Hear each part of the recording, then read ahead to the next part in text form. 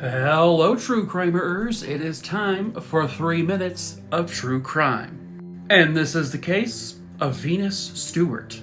Viewer discretion is advised.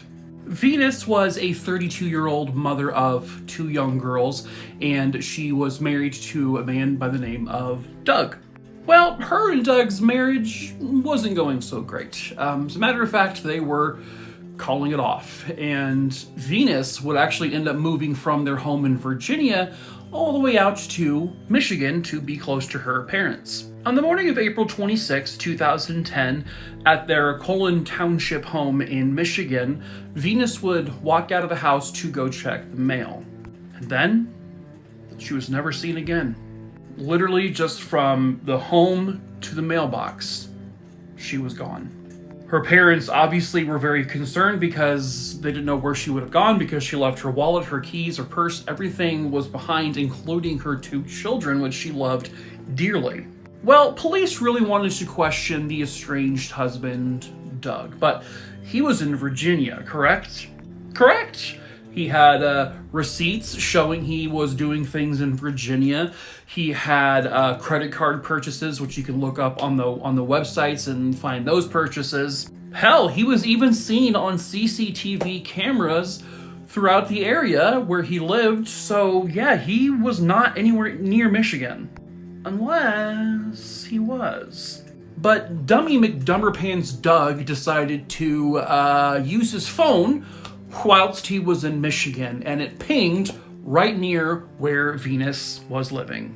They also found a tarp package near the house, and when they ran it for fingerprints, it had Doug's fingerprints on it, all the way in Michigan when he's supposed to be in Virginia. Well, when police in Virginia searched his vehicle, they found a receipt from Walmart that showed he purchased that exact tarp and a shovel, and the shovel had blood on it. The blood belonged to Venus.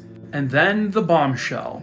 Turns out a man by the name of Richard Spencer, who played online games with Doug over the years, well, he was posing as Doug in Doug's apartment, making purchases with his cards, walking around to be seen on camera, all on purpose so that it looked like Doug was there the whole time.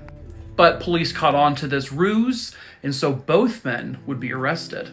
Richard Spencer would testify against Doug for a much lesser sentence himself, so Richard Spencer would end up getting a year in prison.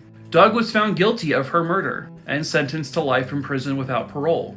8 years later, Doug would finally reveal where her body was, but for what condition? Well, he wanted an Xbox for the jail.